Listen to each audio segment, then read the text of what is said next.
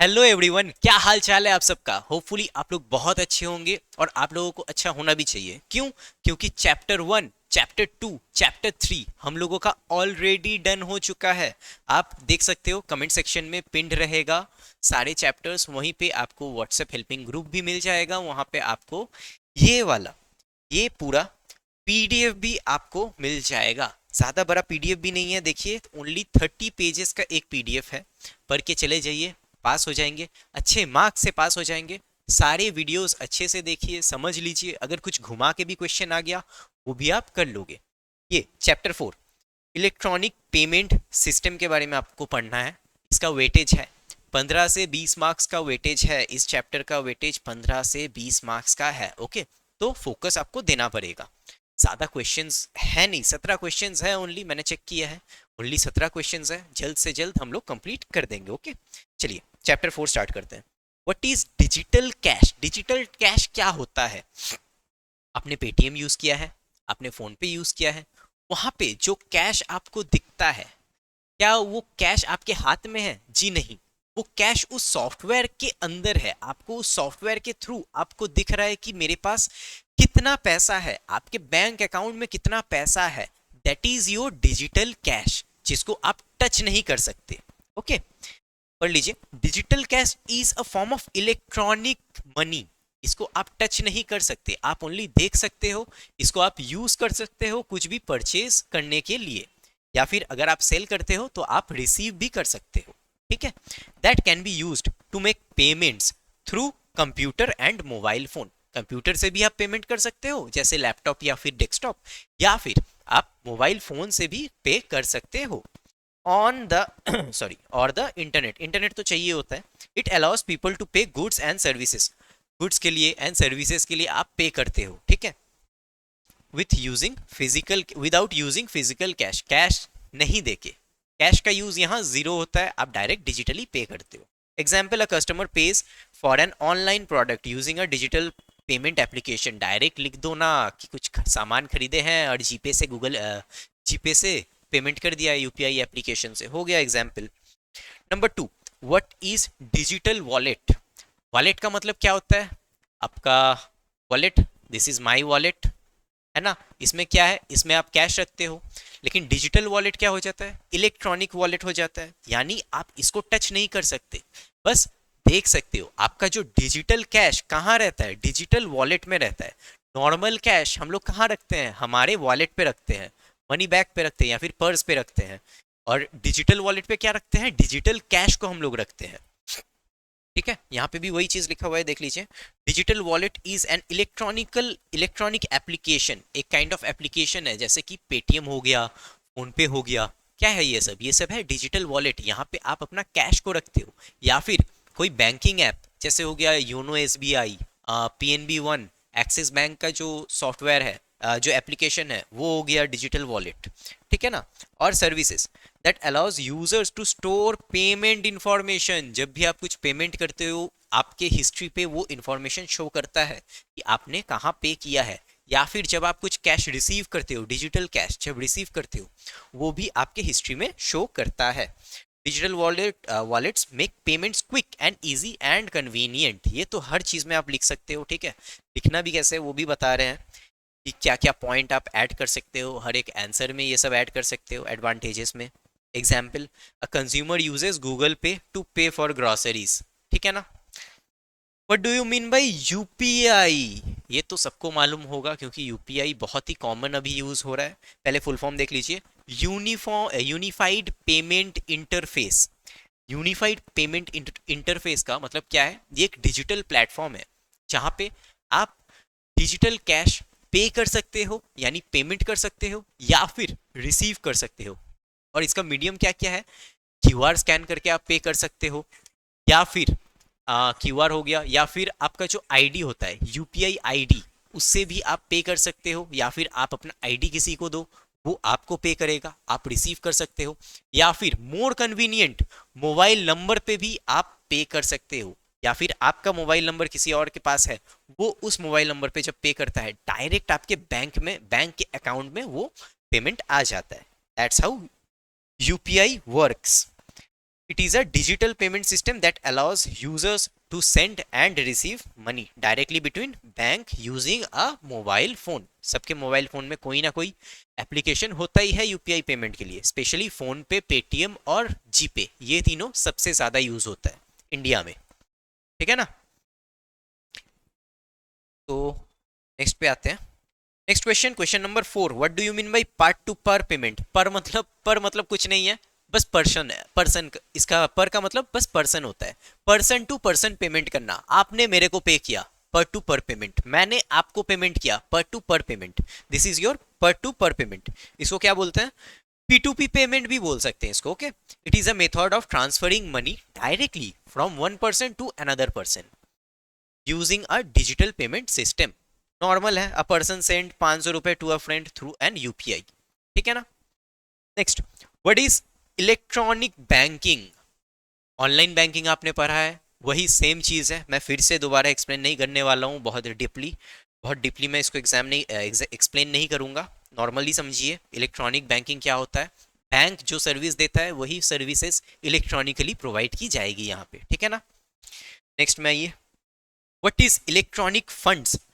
Funds क्या होता है और इलेक्ट्रॉनिक फंड ट्रांसफर, इन दोनों में ना थोड़ा सा डिफरेंस है। क्या डिफरेंस है, एक है पास्ट टेंस में, एक है प्रेजेंट कंटिन्यूअस टेंस में। जैसे कि फंड्स मतलब आपके बैंक में कितना पैसा है, आपका बैंक स्टेटमेंट में क्या क्या ट्रांजैक्शन शो कर रहा है, इसको कहा जाता है इलेक्ट्रॉनिक फंड्स। पढ़ लीजिए, electronic funds are the money that is transferred, आपने ट्रांसफर कर दिया है, रिसीव्ड, आपको रिसीव हुआ है, या फिर managed through electronic system without using physical cash, बिना फिजिकल कैश का सब काम हो रहा है। They are used for online payment, online payment के लिए आप ये कैश यूज कर सकते हो। आप फोन ओपन किए, अपना बैलेंस चेक किए, आपके पास 10,000 रुपए है, आप इस 10,000 से 2,000 का पेमेंट कर सकते हो, लेकिन क्या इस 10,000 से 15,000 का पेमेंट कर सकते हो, जी नहीं, ठीक है ना। ऑनलाइन पेमेंट कर सकते हो, बैंक ट्रांसफर कर सकते हो, अपने बैंक से दूसरे बैंक में ट्रांसफर कर सकते हो, सेल्फ ट्रांसफर भी होता है, अपने बैंक से अपना ही दूसरा एक बैंक ब्रांच में आप ट्रांसफर कर रहे हो, that is your self transfer, and other digital transaction, और भी जितने भी ट्रांजैक्शन हो सकते हैं वो भी आप कर सकते हो। और what is electronic fund transfer का क्या मतलब है, ट्रांसफर मतलब मैं कर रहा हूं, अभी मैंने टाइप किया 100 रुपए, मैं एंटर दबाने वाला हूं, मैं दबाने वाला हूं, दैट हूं का मतलब हो जाता है इलेक्ट्रॉनिक फंड ट्रांसफर। आप कर रहे हो, आप पेमेंट कर रहे हो, आप कुछ पैसे रिसीव कर रहे हो, that is your transfer, okay. पढ़ लीजिए एक बार, is a method of transferring money, देखा आईएनजी यूज कर रहा है, electronically from one bank account to another bank without using cash, यहाँ कैश का यूज ही नहीं है, तो हर सेंटेंस में क्या आप लिख सकते हो, विदाउट यूजिंग कैश, ठीक है ना। और चेक्स भी तो ऑफलाइन ही मेथड हो गया एक kind of. It can be done through online banking, online banking से आप कर सकते हो, just like ATMs, UPIs and other electronic systems. Other electronic systems में और क्या क्या आ जाते हैं, एनईएफटी आ जाता है, आईएमपीएस आ जाता है, सब पढ़ाऊंगा, नीचे है क्वेश्चन, उस टाइम सब अच्छे से एक्सप्लेन करूंगा, डोंट वरी, ओके। चलिए आ जाते हैं नेक्स्ट क्वेश्चन में, ठीक है। क्वेश्चन नंबर 8 क्या बोल रहे हैं, how an online credit card transaction works. Online credit card transaction कैसे होता है, आप कभी भी कुछ परचेज करने जाओ फ्लिपकार्ट अमेजोन से, उसके बाद बाई नाउ पे क्लिक करो, वहाँ पे ना एक ऑप्शन आता है पेमेंट का ऑप्शन, आप यूपीआई के थ्रू करोगे या क्रेडिट कार्ड से करोगे या फिर बैंक ट्रांसफर करोगे डेबिट कार्ड के थ्रू, या फिर आप कैश ऑन डिलीवरी भी कर सकते हो। यहाँ क्या पूछा है, ओनली क्रेडिट कार्ड कैसे होता है। पहले देखिए, एंटरिंग कार्ड डिटेल्स, पहले आप अपना कार्ड का डिटेल्स देते हो, हर एक कार्ड का देखिएगा सामने 4 हाँ 12 डिजिट का एक नंबर होता है, उसके पीछे देखिएगा और 3 डिजिट का सीवीवी नंबर होता है, वो नंबर आपको देना होता है। कार्ड कब एक्सपायर करेगा वो नंबर आपको देना होता है। उसके बाद आप एंटर प्रेस करते हो, एंटर प्रेस करके क्या होता है, सेंडिंग पेमेंट रिक्वेस्ट, आपको पेमेंट का रिक्वेस्ट मिलता है। रिक्वेस्ट में क्या होता है, कितना प्राइस है, कितना प्राइस पे आप खरीद रहे हो, उसका रिक्वेस्ट आपको मिल जाएगा। उसके बाद आप फिर कंफर्म करते हो, फिर होता है वेरिफिकेशन। वेरिफिकेशन कैसे होता है, सबसे पहले आप जब एंटर करते हो, मतलब पेमेंट रिक्वेस्ट आने के बाद आपने एंटर किया, ओके, एंटर के बाद आपके सामने एक ऑप्शन आएगा for your OTP, one time password, एक आपके नंबर पे ओटीपी आएगा, फिर आप वो ओटीपी डालोगे और एंटर करोगे, एंटर नहीं ओके बोल के एक ऑप्शन आता है, ओके और कैंसिल बोल के एक ऑप्शन आता है, तो आप ओके पे क्लिक करते हो। तो क्लिक करने के बाद पता है सॉफ्टवेयर खुद से ही डिसाइड करता है कि आपके पास क्रेडिट लिमिट है कि नहीं। सोचिए कोई आप सामान परचेस कर रहे हो, उसका प्राइस है 50,000, लेकिन आपके क्रेडिट कार्ड का लिमिट है 40,000, तो वो पेमेंट कैंसिल खुद से ही कैंसिल हो जाएगा। दैट इज कॉल्ड वेरिफिकेशन, आपका लिमिट को चेक करेगा। नेक्स्ट, पेमेंट अप्रूवल, अगर लिमिट के अंदर है तो पेमेंट अप्रूव हो जाएगा, ऑर्डर प्लेस हो जाएगा। उसके बाद क्या होता है, ऑर्डर प्लेस हो जाता है, ऑर्डर कंफर्म हो जाता है और कुछ दिन बाद आपके घर में वो प्रोडक्ट आ भी जाता है, ठीक है ना। That's how a credit card transaction works. Next, right the basic features of digital wallet. Digital wallet का फीचर्स बताइए। पहला, इजी डिजिटल पेमेंट, इजीली आप पे कर सकते हो, कैश कैरी करने का ही जरूरत नहीं है, फोन कैरी करो और पे करो, कुछ भी चीजें चाहिए होगी तो।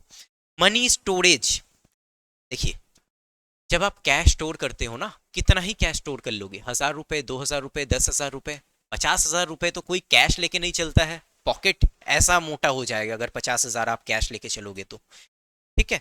तो लेकिन आप अगर बैंक अकाउंट पे 50,000 डिपॉजिट करके रखो और फोन लेके चलो तो तब कोई दिक्कत नहीं है, किसी को समझ भी नहीं आएगा, कोई चोरी भी नहीं करने आएगा, कोई डकैती भी नहीं करने आएगा, है ना। तो मनी स्टोरेज में भी बहुत हेल्पफुल है। कार्ड एंड बैंक डिटेल्स, आपने जीपे, फोन पे ये सब यूज किया है, तो वहां पे पहले क्या करते हो, अपना बैंक डिटेल्स देते हो। कैसे देते हो, अपना डेबिट कार्ड से वो नंबर, वो जो पीछे नंबर है, वो जो एक्सपायरी डेट है, वो नंबर दे के ना आप डेबिट कार्ड को लिंक करते हो अपने वो बैंकिंग ऐप के साथ, या फिर पेटीएम के साथ, या फिर क्रेडिट कार्ड को भी हम लोग लिंक करते हैं पेटीएम के साथ, फोन पे के साथ। क्यों, ताकि उससे भी हम लोग यूपीआई पेमेंट्स कर सके, ठीक है ना। नेक्स्ट, सिक्योरिटी, सिक्योरिटी कैसे कैसे प्रोवाइड करते हैं, जब एप्लीकेशन आप ओपन करते हो फिंगरप्रिंट लगाओ या फिर पिन दो, जब पे करोगे तब पिन डालो, या फिर ऐसा भी आ गया है छोटा छोटा पेमेंट के लिए अब पिन यूज नहीं होता है, तो ये सब हो गया security purpose. Next, transaction record, कभी भी किसी को पे करो, कभी भी किसी से पैसा रिसीव करो, आपका ट्रांजैक्शन ऑलरेडी रिकॉर्ड हो जाएगा हिस्ट्री में, ठीक है ना, हिस्ट्री में ऑलरेडी रिकॉर्डेड रहता है। Next, what are the limitation of online payment system. Limitation, disadvantage, जो भी आप चाहो बोल सकते हो। पहला, सिक्योरिटी रिस्क, कोई भी हैक कर सकता है, अगर हैक कर लिया तो आपका पूरा बैंक डिटेल्स उनके पास चला जाएगा। या फिर कोई आपको कॉल करके बोल रहा है मैं एसबीआई से हूँ और कुछ इंटरेस्ट का कैलकुलेशन सही से नहीं हो रहा है, इसीलिए मेरे को आपका लॉगिन आईडी चाहिए, आपने सब दे दिया, बस इतना अच्छा इंटरेस्ट मिलेगा कि अगर 10,000 बैंक बैलेंस रहता है तो वो जीरो हो जाएगा, ठीक है ना। दैट्स हाउ सिक्योरिटी रिस्क भी आ जाते हैं। तो कभी भी कोई भी ओटीपी, कोई भी अपना लॉगिन आईडी, कोई भी पासवर्ड, प्लीज कोई अगर आपको कॉल करके बोलता भी है तो भी किसी को शेयर मत कीजिए। इनफैक्ट आरबीआई खुद बोलता है अगर मैं भी आपसे आपका क्रेडेंशियल मांगू तो मत देना, ठीक है। नेक्स्ट, इंटरनेट डिपेंडेंसी, इंटरनेट पे डिपेंड रहता है, बिना इंटरनेट का यूपीआई पेमेंट कर सकते हो, बिना इंटरनेट का ऑनलाइन बैंकिंग कर सकते हो, जी नहीं। सोचिए कहीं रेस्टोरेंट में गए खाना खाने, खाना वाना सब खा लिए, बिल आया 2-3 हज़ार का, उसके बाद इंटरनेट ही काम नहीं किया, कैसे पे करोगे, कैश तो लाए नहीं हो। इसीलिए कभी कभी जब भी कभी बाहर निकलो तो थोड़ा बहुत 500-1,000 कैश अपने जेब में लेके चलना, कब क्या ज़रूरत पड़ जाए हमें नहीं मालूम, ठीक है ना। और वैसे भी अभी तो स्टूडेंट लाइफ है, बस मेट्रो ये सब में ही ट्रैवल करते हो, तो कैश तो चाहिए ही चाहिए, मैं खुद भी अभी भी करता हूँ। नंबर 3, टेक्निकल प्रॉब्लम्स, पे करने गए पेमेंट फेल दिखाया, क्यों, क्योंकि due to technical problem, server में कुछ बग्स आ गए हैं, बैंक के सर्वर में कुछ बग्स आ गए हैं, या फिर पेमेंट जहाँ से कर रहे हो डिजिटल पेमेंट सिस्टम में कुछ बग्स आ गए हैं, तो टेक्निकल इश्यूज आ जाते हैं। Number 4, lack of digital knowledge, इसका एग्जाम्पल क्या ले, हाँ जैसे कि मेरे पापा है, उनको अभी भी पता है डिजिटल पेमेंट करना नहीं आता, ऐसा नहीं कि मैंने कभी ट्राई नहीं किया उनको सिखाने का, बहुत बार ट्राई किया हूँ, सीखते भी हैं फिर भूल जाते हैं, तो ये क्या होगा, lack of digital knowledge, digital life से उतना वाकिफ नहीं है ये लोग। Next, privacy concern, privacy concern मतलब आपका फाइनेंशियल स्टेटमेंट्स जो है ये सब किसी को शेयर ना हो जाए, ठीक है। यहाँ पे देखिए लिखा हुआ है एग्जाम्पल में, customer payment details may be exposed if a payment platform has data security problems. सोचिए मैं लाखों लाखों का ट्रांजैक्शन कर रहा हूँ, ये डेटा किसी और को मिल गया, तो ये चीज़ तो सही नहीं है ना, तो दीज आर लिमिटेशंस। चलिए इसके बाद नेक्स्ट क्वेश्चन में आते हैं। Distinguish between NEFT, RTGS and IMPS. ये क्या होता है? ये सारे टाइप्स ऑफ पेमेंट्स है, टाइप ऑफ डिजिटल पेमेंट्स है, ठीक है ना। पहले ही आ जाते हैं एनईएफटी पे। एनईएफटी का मतलब क्या है? National electronic fund transfer. ये नॉर्मली किस लिए यूज होता है? पैसा ट्रांसफर करने के लिए एक बैंक से दूसरे बैंक में विदाउट यूजिंग कैश। खुद से भी बढ़ाइए थोड़ा मीनिंग, ठीक है। आरटीजीएस, आरटीजीएस क्यों यूज होता है? पहले फुल फॉर्म देखिए, रियल टाइम ग्रॉस सेटलमेंट। ये मेनली यूज होता है हाई वैल्यू मनी ट्रांसफर करने में। हाई वैल्यू मतलब 5 लाख का ट्रांसफर करना है एक बार में, 1 करोड़ का पेमेंट करना है, 2 करोड़ का पेमेंट करना है, 20 लाख का पेमेंट करना है, बड़े बड़े ट्रांजेक्शन, ठीक है ना। आईएमपीएस मतलब immediate payment service. Immediate payment, immediate का वर्ड का क्या मतलब है? इंस्टेंट होना चाहिए। अभी पे करेंगे तो विद इन 5 to 10 सेकेंड्स में पेमेंट हो जाना चाहिए, दैट इज योर आईएमपीएस, ठीक है ना। स्पीड देख लीजिए, एनईएफटी थोड़ा स्लो है। क्यों? सोचिए मेरे पास टोटल 50 वेंडर्स है, मैंने सबको एनईएफटी से पे किया है। अब इनको पेमेंट कब शो करेगा? नेक्स्ट डे शो कर सकता है या फिर उसके बाद वाला दिन शो कर सकता है। मेनली 2 वर्किंग डेज में शो कर जाता है। एनईएफटी थोड़ा स्लो होता है। वहीं पे आरटीजीएस नॉर्मली थोड़ा फास्ट होता है एनईएफटी से, और आईएमपीएस इंस्टेंटली होता है। इंस्टेंट आपका पैसा आपके बैंक में आ जाता है। मिनिमम अमाउंट एनईएफटी का जनरली कोई मिनिमम अमाउंट नहीं है, ठीक है, लेकिन आरटीजीएस का एक जनरल अमाउंट है। 2 लाख के ऊपर ही आपको पेमेंट करना है, 2 लाख से नीचे आप पेमेंट नहीं कर सकते। क्यों? क्योंकि इसमें हाई वॉल्यूम पे पैसा आप ट्रांसफर करते हो। आईएमपीएस क्या होता है? आईएमपीएस का भी कोई मिनिमम लिमिट नहीं है। Is not generally no minimum amount prescribed by the Reserve Bank of India. Next, main use. Mainly क्यों यूज होता है? जनरली रेगुलर कोई फंड ट्रांसफर करने के लिए हम लोग एनईएफटी यूज करते हैं, just like paying to the suppliers, ठीक है। It is mainly used for large volume payment. बहुत ज्यादा अमाउंट का पेमेंट आपको करना है, बहुत अर्जेंट ट्रांजैक्शन। अरे सोचिए ना, किसी को मैं 2 करोड़ का पेमेंट कर रहा हूं, obviously it is an urgent transaction. It is, sorry मेरा गला थोड़ा बैठ रहा है, मतलब इतना देर से बोल रहा हूँ ना। It is suitable for quick and urgent money transfer. बहुत ही सुटेबल है जल्दी जल्दी मनी ट्रांसफर करने के लिए। सोचिए बहुत इमरजेंसी है, पैसे की नीड है, आप किसी से मांगे, वो कैसे आपको ट्रांसफर करेगा? आईएमपीएस से करेगा।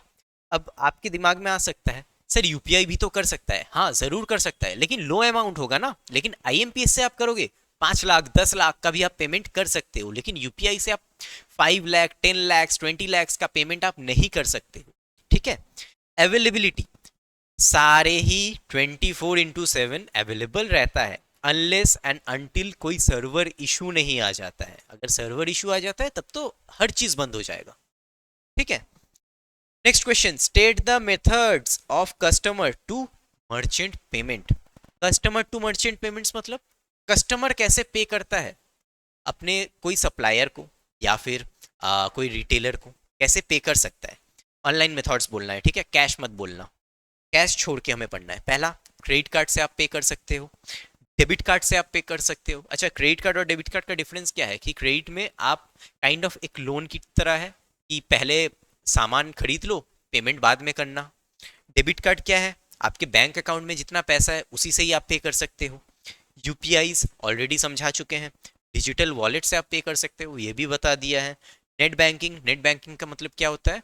मोबाइल में जो एप्लीकेशंस आप इंस्टॉल करते हो ना, अपने बैंक का एप्लीकेशन, जैसे एसबीआई का हो गया योनो, पीएनबी का हो गया पीएनबी वन, वो सब एप्लीकेशन से अगर आप पे करते हो, those are your customer to merchant payment methods, okay. चलिए क्वेश्चन नंबर 13 पे आते हैं। Discuss the hardware based digital wallet. क्या होता है ना, नॉर्मली तो आपने देखा है आप सब सॉफ्टवेयर यूज कर रहे हो, गूगल पे हो गया, फोन पे हो गया, ये सब सॉफ्टवेयर है। लेकिन बहुत सारे कंपनियां ना अभी भी hardware based digital wallet use करते हैं। क्यों? ये क्या होते हैं? काइंड ऑफ एग्जाम्पल आप लिख सकते हैं, एग्जाम्पल लिख लीजिए। ओल्ड कार्ड, ये एक एग्जाम्पल है। सॉरी स्पेलिंग क्या लिख रहा हूँ, ओल्ड कार्ड। या फिर एक बिट बॉक्स बोल के एक आता है, ये सब इसके एग्जाम्पल है, हार्डवेयर टाइप के एग्जाम्पल्स हैं। तो इन सब में क्या होता है ना, फिजिकली ये एक इलेक्ट्रॉनिक डिवाइस है जिसमें आप अपने ऑनलाइन ट्रांजैक्शंस, अपना कितना आपका बैलेंस है, ये सब कुछ आप रिकॉर्ड करके रख सकते हो। और ये एक प्रोटेक्टिव वे भी है। क्यों? क्योंकि आप इसको ऑफलाइन में भी यूज़ कर सकते हो। आप जब भी ऑनलाइन कुछ जाते हो ना, तब हैकर्स लोग इजीली उसको हैक कर सकते हैं। लेकिन वही चीज़ अगर ऑफलाइन मेथड में हो रहा है, मतलब बिना इंटरनेट का यूज़ का अगर वो काम कर रहा है, तो उसको हैक करना टफ हो जाता है, उसको हैक करना इतना ईजी नहीं होता है। ठीक है, तो एक बार मीनिंग पढ़ लीजिए। अ hardware based digital wallet is a physical electronic device. Physical electronic device है जिसको आप टच कर सकते हो, लेकिन काम सब टेक्नोलॉजी से ही हो रहा है। ऐसा नहीं कि कैश की बात कर रहे हैं हम लोग। कैश की बात यहाँ नहीं चल रही है। Okay, used to store and protect the digital payment information. Store और प्रोटेक्ट करता है। प्रोटेक्ट कैसे करता है? ऑफलाइन बेस्ड होता है, या फिर उसको बाद में आप ऑनलाइन बेस्ड भी बना सकते हो, कोई दिक्कत नहीं है। ठीक है। Number 2, secure storage. बहुत ही छोटा सा एक डिवाइस होता है, उसी में ही आप हर एक चीज स्टोर कर सकते हो। लेकिन वही अगर आप पेपर में सब स्टोर करते तो आपको अलग से गोडाउन लेना पड़ जाता। नहीं तो क्योंकि बहुत सारे, मतलब लॉट लॉट ऑफ पेपर एक जमा हो जाता आपके पास। ठीक है। सिक्योरिटी भी है। इसमें ऑब्वियसली एक ऐसा डिवाइस है, उसको अगर आप कंप्यूटर में डालोगे, यानी इंजेक्ट करोगे, उसके बाद ऑब्वियसली ये कोई पासवर्ड, कोई पिन आपसे ऑब्वियसली मांगेगा ही मांगेगा। कि डेटा है ना भाई, डेटा की जब भी बात आती है तो पासवर्ड रखना बहुत इंपॉर्टेंट हो जाता है। क्योंकि हर एक डेटा यूज़र के लिए बहुत इंपॉर्टेंट होता है। हो सकता है कि मेरा जो डेटा है आपके लिए वो इंपॉर्टेंट ना हो, लेकिन मेरे लिए तो है ना। हो सकता है आपका जो डेटा है वो आपके लिए इंपॉर्टेंट है, मेरे लिए थोड़ी इंपॉर्टेंट है। Next, offline use. ऑफलाइन में भी आप यूज़ कर सकते हो, मैंने पहले भी बताया है। Number 5, portability. छोटा सा डिवाइस है, कोई भी कंप्यूटर में लग सकता है, पॉकेट में डालो, लेके घूमो। आज आप कोलकाता में हो, कल आप मुंबई में रहोगे, यहाँ से वहाँ लेके चले जाओ, इजीली ट्रांसपोर्टेबल है। ठीक है ना। Next, discuss the software based digital wallet just like GPay, phone पे, पेटीएम, भीम पे, ये सब बता दिया है आपको। ठीक है, पहले से ही आपको पता है मीनिंग क्या है। A software based digital wallet is an application और a software use to store payment informations and make digital transactions. Google Pay आप लोग यूज करते हो, यही एग्जाम्पल लिख देना। इजीली एक्सेस कर सकते हो, मोबाइल में इंस्टॉल करो, बैंक डिटेल्स डालो, बस यूज करते रहो। डिजिटल पेमेंट, डिजिटली पेमेंट कर सकते हो, कैश की ज़रूरत नहीं है। सिक्योरिटी है, पिन पिन डालते हो, फिंगरप्रिंट्स डालते हो, बायोमेट्रिक आ गया है, जैसे कि आईफोन में देखना आईरिश स्कैन होता है। Number 5, transaction record. जब भी पेमेंट करते हो या फिर रिसीव करते हो, वो रिकॉर्ड ऑलरेडी हो जाता है। देखिए ना, सेम चीज़ मैं बार बार रिपीट कर रहा हूँ, एक ही चीज़। आप हर एक आंसर में बहुत सारे पॉइंट्स है जो कि इंक्लूड कर सकते हो। आप में उतना तो सोचने का क्षमता होगा ही। ये ब्रेन है, ब्रेन। ब्रेन को ना ऑलवेज प्रेशर देते रहिए, ऑलवेज प्रेशर देते रहना है, तभी जाके ब्रेन और डेवलप होगा। प्रेशर नहीं दोगे तो ब्रेन एक ही जगह में अटक जाएगा। ठीक है। Next question, right the basic feature of digital cash. क्या है बेसिक फीचर? क्या है? फिजिकली कैश नहीं रखना पड़ता है, इलेक्ट्रॉनिक फॉर्म में आपको मिल जाता है, इजीली आप पे कर सकते हो। अरे डबल टैप क्यों हो जा रहा है? हाँ, इजीली आप पे कर सकते हो। देखिए, इलेक्ट्रॉनिक फॉर्म में रहता है, जस्ट मोबाइल के अंदर ही रह रहा है, एप्लीकेशन के अंदर। नंबर 2, इजीली ट्रांसफर कर सकते हो इंटरनेट के माध्यम से, जस्ट सिलेक्ट करो किसको पे करना है और पे कर दो। नंबर 3, कन्वीनियंट है बहुत। नॉर्मली कैश रखोगे तो पॉकेट पूरा इतना फुल जाएगा, ज़्यादा कैश रखोगे तो। वहीं अगर डिजिटली रखोगे तो उतना प्रॉब्लम्स नहीं आएगा, इजीली कैरी कर पाओगे। नंबर 4, सिक्योरिटी है ना। सिक्योरिटी है, पहले ही बता दिया है, OTPs एंड पिन कोड्स ये सब से बचा रहता है। Number 5, quick payment. बहुत जल्दी जल्दी आप पे कर सकते हो, एकदम अभी स्कैन किया, अभी पे कर दिया ऑन स्पॉट। 5 सेकेंड में ही बचता है ना। फोन पे पर 500 रुपये प्राप्त हुए, सुनाई देता है ना आप लोग पे करते हो तो। ठीक है ना। नेक्स्ट क्वेश्चन पर आ जाइए। बहुत ही इजी चैप्टर है, इसको प्लीज छोड़ के नहीं जाना है। आप देख सकते हो आपके डे टू डे लाइफ का ही बातें यहाँ पे हो रही है, बस थोड़े टर्म्स अलग है और कुछ नहीं, बाकी सब कुछ सेम है। हाउ डज पर टू पर पेमेंट वर्क। अपने दोस्त को कैसे पेमेंट करते हो? हाँ, पर टू पर मतलब पर्सन टू पर्सन या फिर P2P बोल सकते हो। कैसे करते हो? Sender select the payment method, आप पहले सिलेक्ट करते हो कैसे पे करोगे, यूपीआई से करोगे, एनईएफटी से करोगे, आईएमपीएस से करोगे या फिर किससे करोगे, वो सिलेक्ट करो। उसके बाद एंटरिंग अमाउंट, एंटरिंग अमाउंट, उसके बाद डायरेक्ट थोड़ी अमाउंट लिखते हैं। अगर यूपीआई से करोगे तो उसके बाद क्या करोगे, उसका क्यूआर को स्कैन करोगे या फिर यूपीआई आईडी डालोगे या फिर उसका फोन नंबर डालोगे। अगर एनईएफटी करोगे तो क्या करोगे, उसका बैंक अकाउंट नंबर डालोगे, उसका नाम डालोगे, आईएफएससी कोड बोल के एक कोड आता है वो कोड डालोगे। उसके बाद ना जाके अमाउंट एंटर करोगे। तो ये पॉइंट भी उसमें ऐड कर देना आप खुद से, ठीक है। देखा वीडियो देखने का फायदा। तो एक और पॉइंट आपको खुद से ऐड करना है जो मैंने अभी कहा है, the sender enters the amount, उसके बाद अमाउंट एंटर करोगे, फिर आप करोगे अपना पिन, पिन डालोगे, पिन डाल के वेरीफाई हो जाएगा, वेरीफाई हो गया तब इलेक्ट्रॉनिक ट्रांसफर हो जाएगा। मतलब वो जो पैसा ट्रांसफर होने का जो प्रोसेस है that is electronic transfer, and then confirmation आ जाएगा। अगर इंटरनेट में कोई प्रॉब्लम है, अगर कोई टेम्पोररी कुछ ग्लिच है तो कैंसिलेशन हो जाएगा, तो कैंसिल हो जाएगा। अगर कोई प्रॉब्लम नहीं रहा तो कंफर्म हो जाएगा, ठीक है ना। चलिए last question, what are the alternative online payment system. Alternative ways ही तो पूछ रहा है कि कैसे कैसे आप ऑनलाइन पे कर सकते हो, है ना, कैसे कैसे आप कर सकते हो। नंबर वन, डिजिटल वॉलेट से पे कर सकते हो, यूपीआई से कर सकते हो, इंटरनेट बैंकिंग से कर सकते हो, मोबाइल बैंकिंग से कर सकते हो, प्रीपेड कार्ड से कर सकते हो just like credit cards. Mobile banking का मतलब क्या है, मोबाइल पे जो एप्लीकेशंस आपने इंस्टॉल करके रखा है जस्ट लाइक एसबीआई योनो, वो सब एप्लीकेशंस। इंटरनेट बैंकिंग मतलब वेबसाइट से जाके आप पे कर सकते हो, या फिर जैसा होता है ना कि इंटरनेट बैंकिंग कैसे हो, क्या एग्जांपल दूं। सोचिए आप किसी कोई रेंट पे करोगे या फिर इलेक्ट्रिसिटी बिल पे करोगे, वो आप इंटरनेट बैंकिंग से कर सकते हो। यूपीआई समझाना नहीं पड़ेगा। डिजिटल वॉलेट्स बहुत बार बता चुके हैं, एकदम सेम चीज़ है। ओके, तो यहाँ पे हमारा चैप्टर 4 भी कंप्लीट हो जाता है, बहुत जल्दी कंप्लीट हो गया है 25 मिनट में। तो प्लीज़ एक कमेंट कर दीजिए, एक लाइक कर दीजिए, और हो सके तो आपको अगर इच्छा है तो एक सब्सक्राइब भी कर दीजिए। और प्लीज़ अपने दोस्तों को भी ये वीडियो शेयर कीजिए, को भी जानना चाहिए, ठीक है ना। और टेंशन मत लीजिए, 5 और 6, चैप्टर 5 और चैप्टर 6 बहुत इंपॉर्टेंट चैप्टर है, इसका भी वीडियो थोड़ी देर में ही आ जाएगा आप लोगों के पास। तब तक आप लोग चैप्टर 4 कंप्लीट कर लीजिए। और अगर कोई चैप्टर 1 2 3 नहीं किया है, देखिए कमेंट सेक्शन में ही आपको मिल जाएगा, वो भी चैप्टर 4 देखने के बाद देख लीजिएगा। ओके।